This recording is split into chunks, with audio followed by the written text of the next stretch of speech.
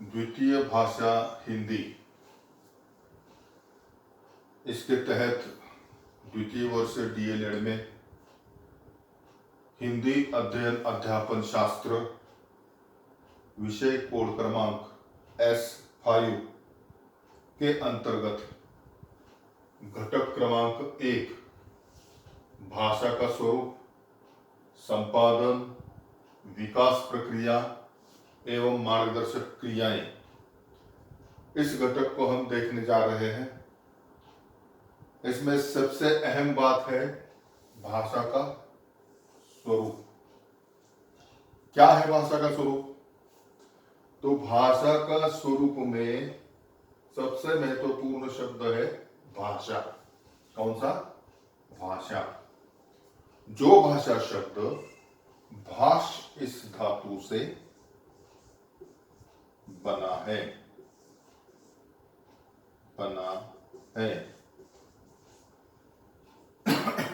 इसका अर्थ क्या है? भाषा का अर्थ है, भाषा का अर्थ है बोलना।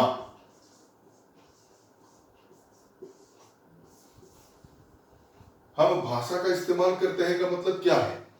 तो हम बोलते हैं। देखो, किसी भी मनुष्य के साथ साथ जब वो जन्म लेता है तब 4 बातें आती हैं। एक, भाषा। जिस भाषाभाषी परिवार में वह जन्म लेता है वो उसकी मातृभाषा होती है, मतलब भाषा के साथ वह जन्म लेता है। उसके साथ जिस परिवार में जन्म लेता है उसी परिवार का धर्म उसके साथ साथ आता है, उसके साथ साथ उस परिवार की संस्कृति आती है, और जिस देश में वह जन्म लेता है उस देश की राष्ट्रीयता उसके साथ साथ आती है। ये 4 जो चीजें हैं, एक है भाषा, दूसरा है धर्म, तीसरी है संस्कृति और चौथी है राष्ट्रीयता। तो ये कभी कभार मनुष्य को एक साथ रखने का काम करते हैं और कभी कभार मनुष्य को एक दूसरे से बिगाड़ने का या तोड़ने का काम भी करते हैं। तो इसी प्रकार से जब हम भाषा का विचार करते हैं तो भाषा के जरिए हम एक दूसरे के साथ बोलने का प्रयास करते हैं। भाषा विचारों का आदान प्रदान करती है। क्या है भाषा? विचारों का आदान प्रदान।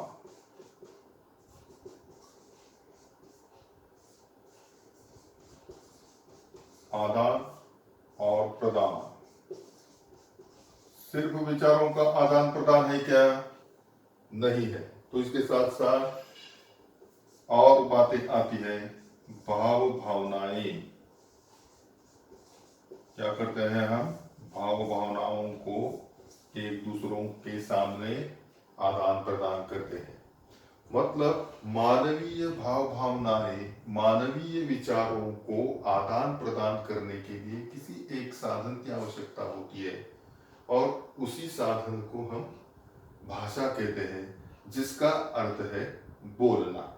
तो ये सारा भाषा का स्वरूप हो गया। अब हम आगे चलकर देखेंगे कि भाषा की परिभाषा क्या है, क्योंकि भाषा की परिभाषा जब हम समझेंगे तब हमें पता चलेगा कि भाषा की परिभाषा को देखने के बाद भाषा क्या है। क्योंकि सिर्फ भाषा भाष धातु से बनी है और उसका अर्थ है बोलना, ये सीमित है। लेकिन भाषा की परिभाषाएं हम देखेंगे। भाषा की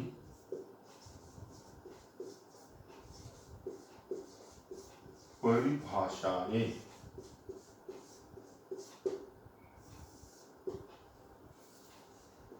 भाषा की परिभाषाएं देखते समय पहली परिभाषा देखेंगे हम R.H. रॉबिन्स। R.H. रॉबिन्स।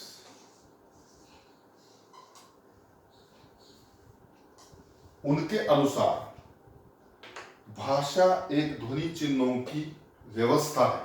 भाषा क्या है? ध्वनि चिन्हों की व्यवस्था। ध्वनि चिन्ह। भाषा ध्वनि चिन्हों की व्यवस्था, वह क्या करती है? भाषा ध्वनि चिन्हों की व्यवस्था है जो व्यक्ति की आवश्यकता के अनुसार बदलती रहती है। क्या करती है? आवश्यकता के अनुसार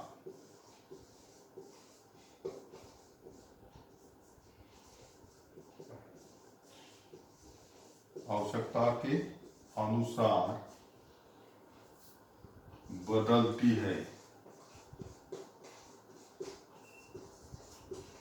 और क्या करती है? और वह शुद्ध संकेतों पर आधारित है। शुद्ध संकेतों पर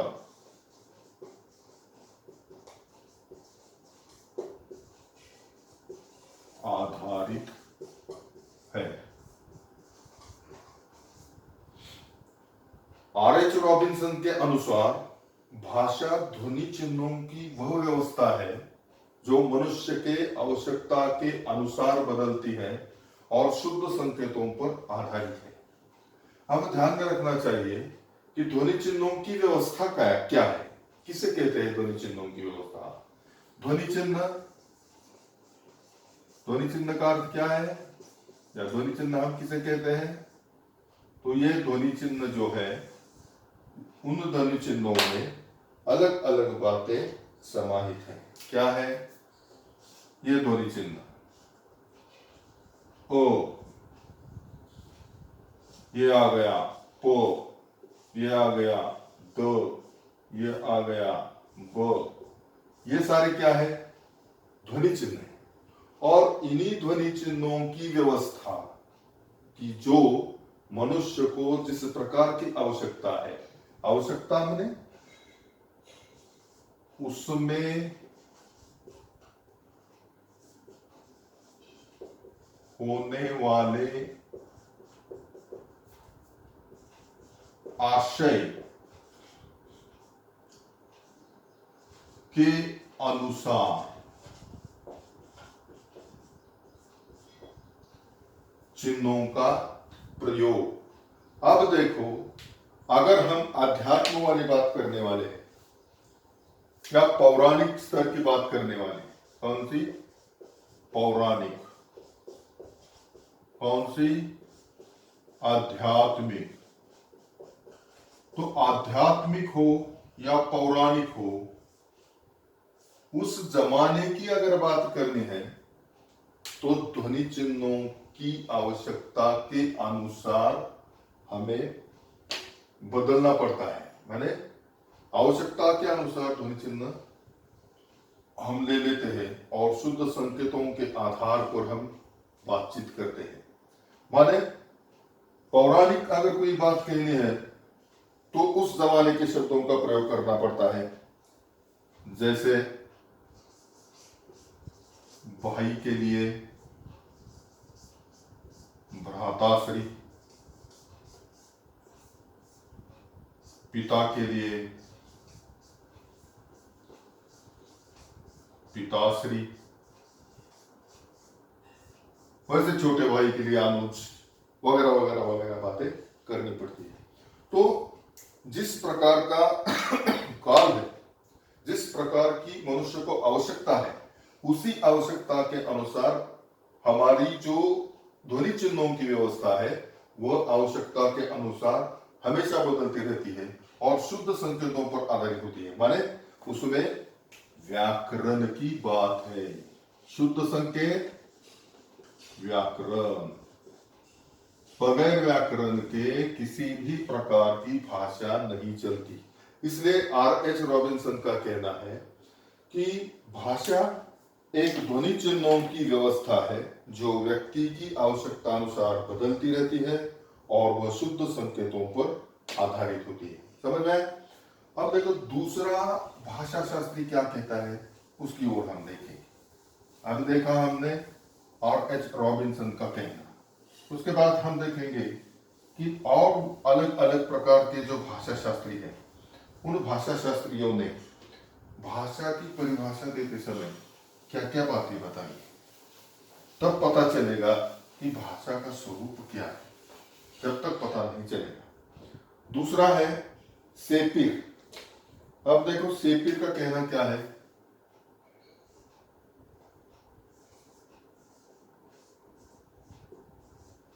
वैसे तो ये सापिर लगता है लेकिन सेपिर है, नहीं तो अंग्रेजी लेखन और उच्चारण में अंतर है, ये ध्यान में रखना है। नहीं तो सेपिर का मतलब हम लोग करेंगे कि SEPIR, वैसा नहीं, SAPIR, सेपिर। वो कहता है अपने विचारों, भावों तथा इच्छाओं को कल्पना के आधार पर निर्मित ध्वनि चिन्हों की सहायता से अभिव्यक्त करने का माध्यम भाषा है। क्या क्या कहा उसने? अपने विचार, अपने विचारों, उसके बाद अपने भावों तथा इच्छाओं को, भावों तथा इच्छाओं को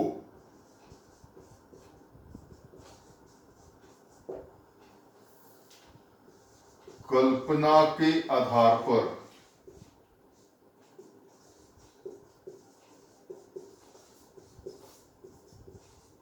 निर्मित विराम चिन्हों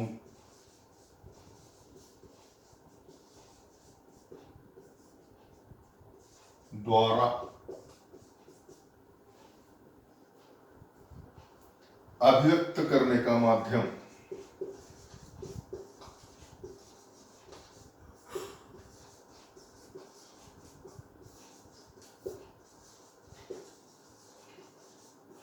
क्या है? भाषा है। कितनी सारी बातें कही सेपिर ने। भाषा किसे कहते हैं? अपने विचारों को, अपने भावों को तथा अपने इच्छाओं को एक दूसरे के सामने हमें प्रस्तुत करना है।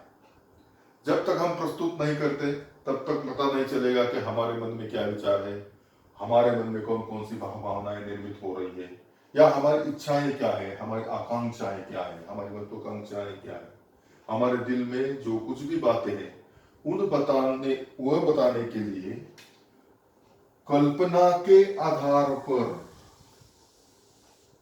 निर्मित विराम चिन्ह। अब देखो, बचपन से अगर किसी ने आपको पढ़ाया, ये उदाहरण के तौर पर है, ऐसा हुआ नहीं है किसी के बारे में, मैं जानता हूं, लेकिन अगर आपको बचपन से ये आकृति निकालकर किसी ने कहा कि अनानस का, क्या कहा? अनानस का, तो आप लोग क्या समझेंगे? अनानस का।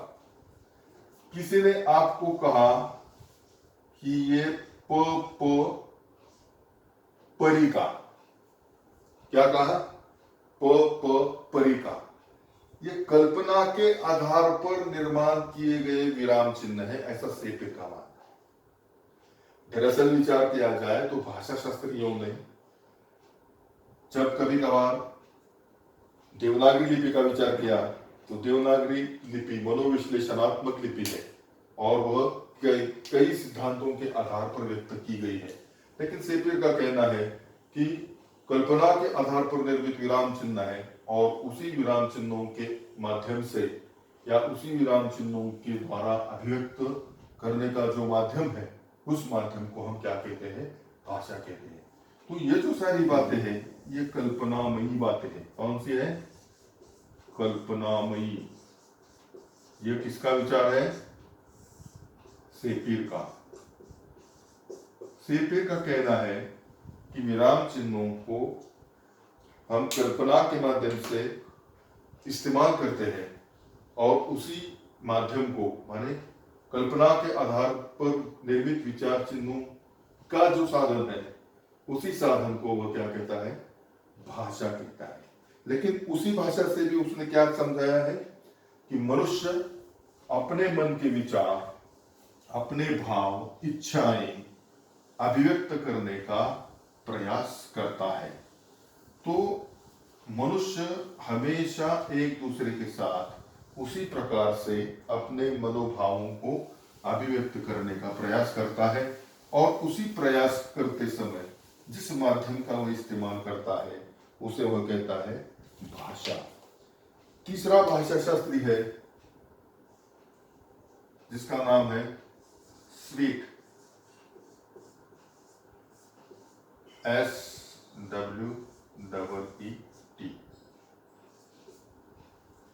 स्वीट के अनुसार भाषा क्या है?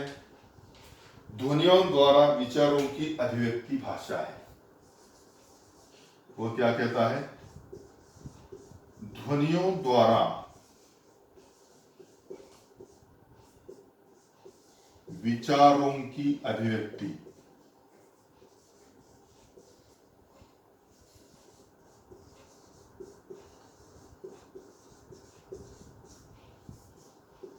भाषा है। बहुत छोटी परिभाषा है, लेकिन उसका अर्थ बहुत बड़ा है। विचारों की अभिव्यक्ति, लेकिन किसके द्वारा? ध्वनियों के द्वारा। अब हम ध्वनि किसे कहते हैं? कि मुख से निकलने वाली हर आवाज को हम ध्वनि कहते हैं। लेकिन जब वह ध्वनि भाषा में परिवर्तित होती है तो एक निश्चित सिद्धांत के माध्यम से, निश्चित नियम के अनुसार हम उस ध्वनियों का क्रमबद्ध विचार करते हैं और बाद में उसका उच्चारण करते हैं। तो ये सारी व्याकरण की बातें हैं। ध्वनियों द्वारा विचारों की अभिव्यक्ति भाषा है। माने बोलते समय अलग अलग प्रकार की जो ध्वनियां हमारे मुख से निकलती है, उसी मुख से निकलने वाली अलग अलग प्रकार की ध्वनियों को स्वीट की मान्यता है कि वह भाषा है। तो इन सारी बातों को ध्यान में रखें तो हमें पता चलेगा कि हर एक शिक्षा शास्त्री अपने अपने अध्ययन के अनुसार, अपने अपने अनुभव के अनुसार अपने अपने विचार यहाँ व्यक्त करता हुआ दिखाई देता है। उसके बाद देखेंगे प्लेटो जी ने क्या कहा है, क्योंकि प्लेटो जी का भी अपने शिक्षा में बहुत अहम स्थान है। तो प्लेटो जी ने क्या कहा है यह भी हम देखते हैं। चौथा शिक्षा शास्त्री है जिसका नाम है प्लेटो। प्लेटो का कहना है भाषा आत्मा की ध्वन्यात्मक बातचीत है जो होठों द्वारा प्रकट होती है। क्या है? भाषा आत्मा की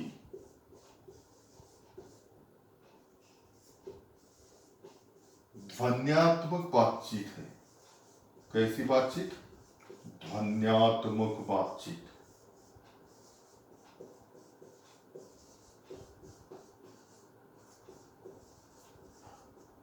और वह किससे द्वारा प्रकट होती है? जो होठों द्वारा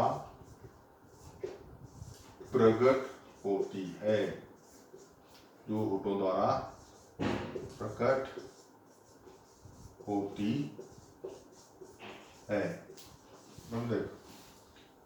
भाषा आत्मा की ध्वन्यात्मक बातचीत है। भाषा क्या है?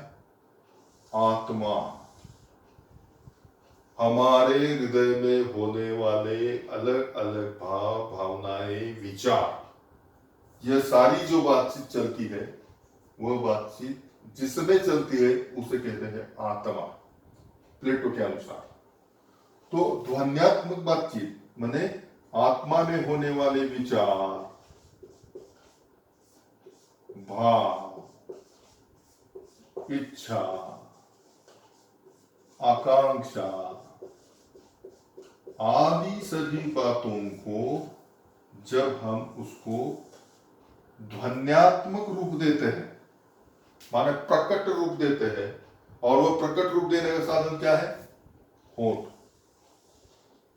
माने हमारे दिमाग में आने वाले, हमारे हृदय में आने वाले भाव, भावनाएं, विचार, इच्छा हो, आकांक्षा हो, उसको जब होठों के द्वारा प्रकट किया जाता है तो उसे कहते हैं कि वह भाषा है, यानी ध्वन्यात्मक बातचीत, उसे हम भाषा कहते हैं।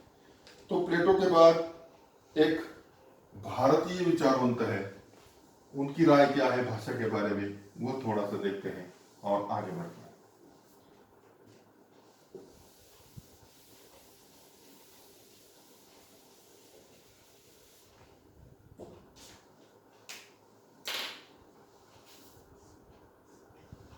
श्री श्यामचंद्र कृतो, श्री श्यामचंद्र कपूर, उनकी मान्यता क्या है भाषा के बारे में? मनुष्य बोलकर और लिखकर क्या क्या करता है? मनुष्य बोलकर या लिखकर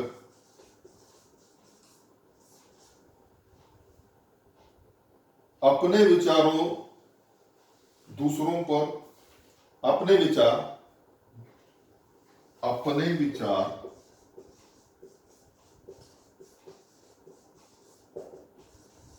दूसरों पर सफलतापूर्वक, स्पष्टता, विस्तार तथा पूर्णता से जिस शब्दमय साधन से व्यक्त करता है। क्या क्या कहा उन्होंने? मनुष्य बोलकर, लिखकर अपने विचार दूसरों पर सरलता, देखो सरलता, स्पष्टता,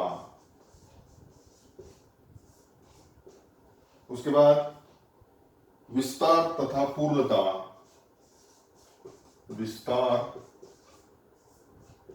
तथा पूर्णता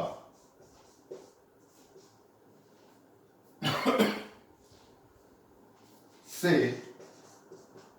जिस, खूब शब्द बनाया उन्होंने, शब्दमय साधन, शब्दमय साधन से व्यक्त करता है,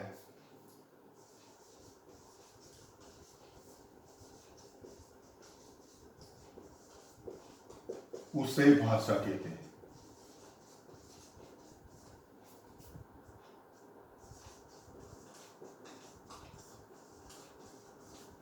अब देखो क्या क्या बात बताई उन्होंने।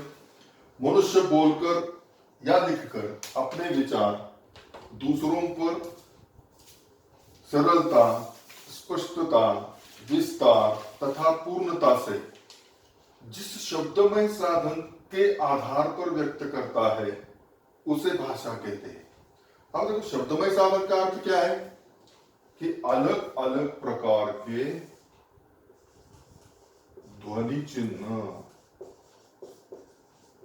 माने रॉबिन्स ने जो बताया, शेक्सपियर ने जो बताया, उसी को ही आगे चलकर थोड़ा सा उसमें सुधार लाकर श्यामचंद्र कपूर जी क्या कहते हैं कि शब्दमय साधन के आधार पर जब व्यक्ति अपने विचार बोलकर या लिखकर, माने यहां मौखिक अभिव्यक्ति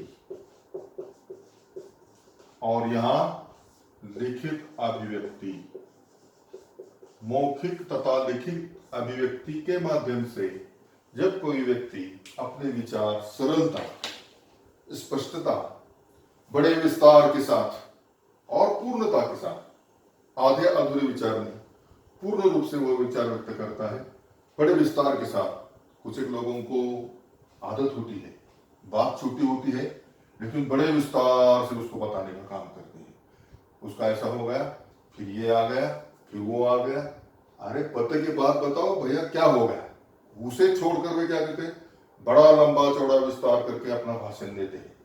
कुछ लोग स्पष्टता से बोलते हैं कि भाई मुझे आना नहीं है, लेकिन कुछ लोग क्या करते हैं कि हाँ कुछ कारण बताते हैं, मुझे आना था लेकिन क्या है वगैरह। और सरलता, सीधी सादी सरल बात जो बच्चों के समझ में आए, उसी प्रकार की जो बात बताई जाती है उसे सरलता कहते हैं। तो मनुष्य जब भी कभी कभार बोलने के बाद या लिखने के बाद अपने विचार दूसरों के सामने रखता है तो उसमें सरलता, स्पष्टता, विस्तार और पूर्ण रूप से बात बताने का प्रयास जिन माध्यमों के माध्यम से करता है, माने जिन शब्दमय साधन के जरिए करता है, उसे श्यामचंद्र कपूर जी की भाषा में कहा जाएगा कि वह भाषा है। तो निश्चित रूप से अभी तक जिन शिक्षा शास्त्रियों ने अपने विचार रखे हैं उनमें एक बात सभी के परिभाषाओं में आई है, और वह बात है कि जब भी कभी कभार कोई भी व्यक्ति किसी भी प्रकार की बातचीत करता है तो बातचीत के जरिए मन के विचार, भावना, इच्छा आदि को लिखित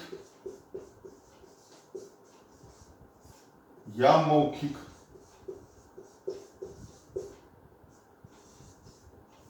रूप में जिन माध्यमों से प्रस्तुत करता है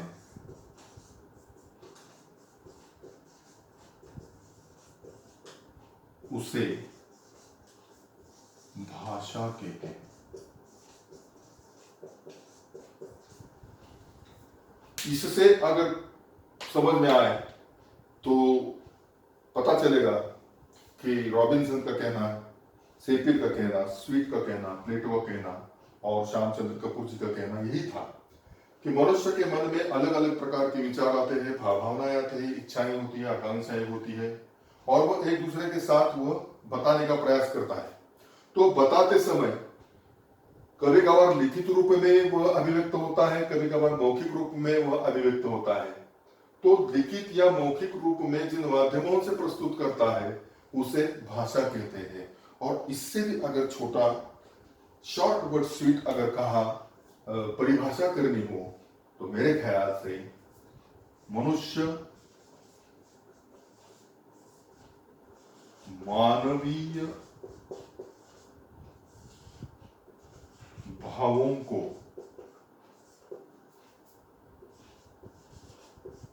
स्पष्ट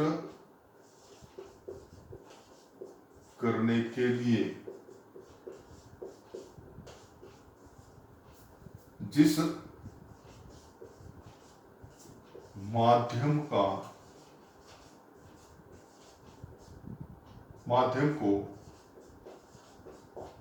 को प्रयोग में लाता है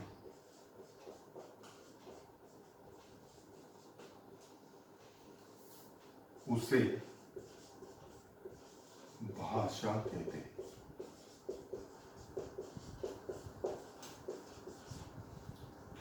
क्या है? मनुष्य मानवीय भावों को स्पष्ट करने के लिए जिस माध्यम को प्रयोग में लाता है उसे भाषा कहते हैं। मानवीय भाव ये सबसे महत्वपूर्ण शब्द है। इसमें विचार आ गए, इसमें भावनाएं आ गई, इसमें इच्छाएं आ गई, इसमें आकांक्षाएं आ गई, इसमें सब कुछ आ गया। माने मनुष्य के जितने भी भाव हैं उन सब भावों को जब सरलता के साथ, स्पष्टता के साथ, पूर्णता के साथ जब व्यक्ति स्पष्ट करने का, औरों के सामने स्पष्ट करने का प्रयास करता है, तब किसी न किसी माध्यम का वो क्या करता है? प्रयोग करता है। और उसी माध्यम के प्रयोग को क्या कहेंगे हम? भाषा कहेंगे। समझ में आया? तो आज घटक क्रमांक 1 में भाषा का स्वरूप, संपादन, विकास प्रक्रिया एवं कक्षांतर्गत क्रियाओं में हमने भाषा का स्वरूप देखते समय भाषा शब्द किस धातु से बना, भाषा शब्द भाष्य इस धातु से बना यह देखा। उसके साथ साथ व्यक्ति जिस घर में जन्म लेता है उस घर की भाषा, उस घर की संस्कृति, उस घर की उस देश की राष्ट्रीयता और उस घर का धर्म लेकर अपने साथ में आता है। कभी कभार यह धर्म अलग करने का प्रयास करता है, तो कभी कभार ये जोड़ने का प्रयास करता है। लेकिन सिर्फ भाषा भाष शब्द से बनी है बोलकर चलना नहीं है। तो उसका अर्थ भी समझ लिया हमने कि भाषा का अर्थ है बोलना। तब जाकर भाषा की परिभाषाएं देखी, जिसमें पहली परिभाषा देखी आर.एच. रॉबिन्सन की, उसके बाद देखी सेपियर की, उसके बाद स्वीट जी की, उसके बाद प्लेटो की, और अंतिम बात देखी हमने श्यामचंद्र कपूर की। सबका मानना क्या है कि मनुष्य के मन में होने वाले विचार, मनुष्य के मन में आने वाली भावनाएं, मनुष्य के मन में होने वाले इच्छाएं, आकांक्षाएं, जब वह किसी लिखित या मौखिक रूप में जिन माध्यमों से प्रस्तुत करता है उसे भाषा कहते हैं। और अगर संक्षेप में कहना है, यह हमने क्या किया है, इसको संक्षेप रूप दिया है। संक्षेप में क्या किया, संक्षेप में मनुष्य मानवीय भावों को स्पष्ट करने के लिए जिस माध्यम को प्रयोग में लाता है उसे भाषा कहते हैं। माने मनुष्य के मन में निर्माण होने वाले अलग अलग प्रकार के भाव, अलग अलग प्रकार के विचार आदि को स्पष्ट करने के लिए जब किसी माध्यम का वह चुनाव करता है, उसी माध्यम को हम भाषा कहते हैं। आज के लिए इतना काफी, बाकी की बातें हम कल देखेंगे।